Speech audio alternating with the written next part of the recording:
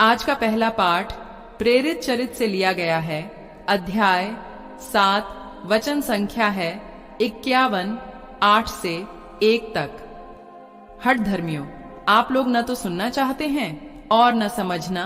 आप सदा ही पवित्र आत्मा का विरोध करते हैं, जैसा कि आपके पूर्वज किया करते थे। आपके पूर्वजों ने किस नबी पर अत्याचार नहीं किया। उन्होंने उन लोगों का वध किया जो धर्मात्मा के आगमन की भविष्यवाणी करते थे। आप लोगों को स्वर्गदूतों के माध्यम से संहिता प्राप्त हुई, किंतु आपने इसका पालन नहीं किया और अब आप उस धर्मात्मा के विश्वासघाती तथा हत्यारे बन गए हैं। वे स्तेफनुस की बातें सुनकर आगबूला हो गए और दांत पीसते रहे। स्तेफनुस ने पवित्र आत्मा से पूर्ण होकर स्वर्ग की ओर दृष्टि की और ईश्वर की महिमा को तथा ईश्वर के दाहिने विराजमान ईसा को देखा। वह बोल उठा, मैं स्वर्ग को खुला और ईश्वर के दाहिने विराजमान मानव पुत्र को देख रहा हूँ। इस पर उन्होंने ऊंचे स्वर से चिल्लाकर अपने कान बंद कर लिए। वे सब मिलकर उस पर टूट पड़े और उसे शहर के बाहर निकालकर उस पर पत्थर मारते रहे। गवाहों ने अपने कपड़े साउल नामक नवयुवक के पैरों पर रख दिए। जब लोग स्तेफनुस पर पत्थर मार रहे थे तो उसने यह प्रार्थना की, प्रभु ईसा मेरी आत्मा को ग्रहण कर। तब वह घुटने टेक कर ऊंचे स्वर से बोला, प्रभु यह पाप इन पर मत लगा। और यह कहकर उसने प्राण त्याग दिए। साउल इस हत्या का समर्थन करता था। उसी दिन यरूशलेम में कलीसिया पर घोर अत्याचार प्रारंभ हुआ। यह प्रभु की वाणी है। आज का सुसमाचार यूहन्ना के पत्र से लिया गया है। अध्याय 6, वचन संख्या है 30 से 35 तक। लोगों ने उनसे कहा, आप हमें कौन सा चमत्कार दिखा सकते हैं जिसे देखकर हम आप में विश्वास करें? आप क्या कर सकते हैं? हमारे पुरखों ने मरुभूमि में मन्ना खाया था, जैसा कि लिखा है, उसने खाने के लिए उन्हें स्वर्ग से रोटी दी। ईसा ने उत्तर दिया, मैं तुम लोगों से यह कहता हूं, मूसा ने तुम्हें जो दिया था वह स्वर्ग की रोटी नहीं थी। मेरा पिता तुम्हें स्वर्ग की सच्ची रोटी देता है। ईश्वर की रोटी तो वह है जो स्वर्ग से उतरकर संसार को जीवन प्रदान करती है। लोगों ने ईसा से कहा, प्रभु आप हमें सदा वही रोटी दिया करें। उन्होंने उत्तर दिया, जीवन की रोटी मैं हूं। जो मेरे पास आता है उसे कभी भूख नहीं लगेगी और जो मुझ में विश्वास करता है उसे कभी प्यास नहीं लगेगी। यह प्रभु का पवित्र सुसमाचार है। मनन चिंतन। ईश्वर का प्रचार करना निर्दयी तथा कठोर हृदय वाले लोगों के बीच कभी भी आसान काम नहीं रहा।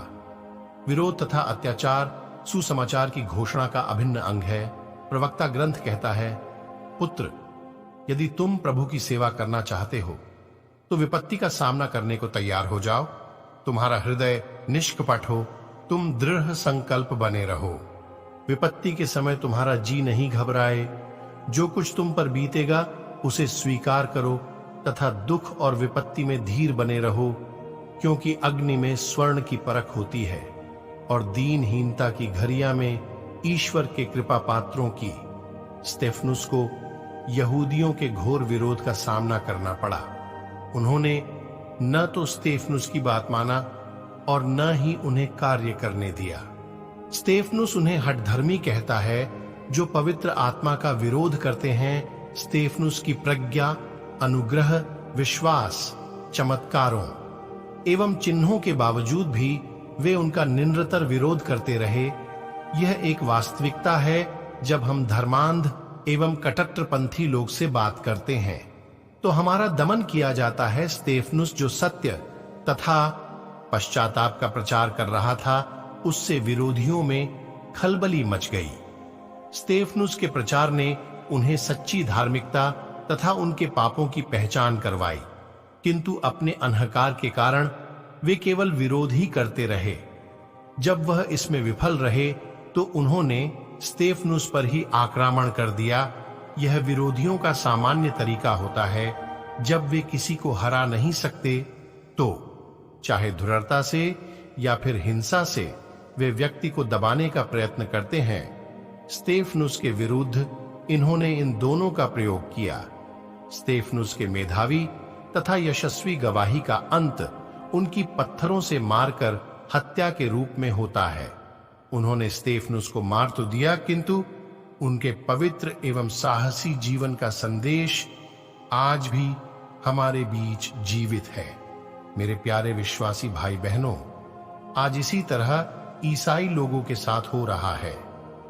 ईसाई लोगों को सताया जाता है, पर आप सभी को डरना नहीं है, क्योंकि प्रभु तुम्हारे साथ है।